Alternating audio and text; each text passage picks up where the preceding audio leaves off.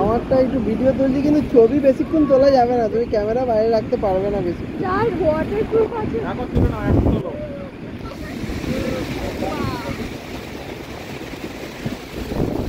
দেখি তাকাও, তুলে নিচ্ছি আমি এর মধ্যে। আমার এটা ভিডিও চলতে চলতে তোলা যায়।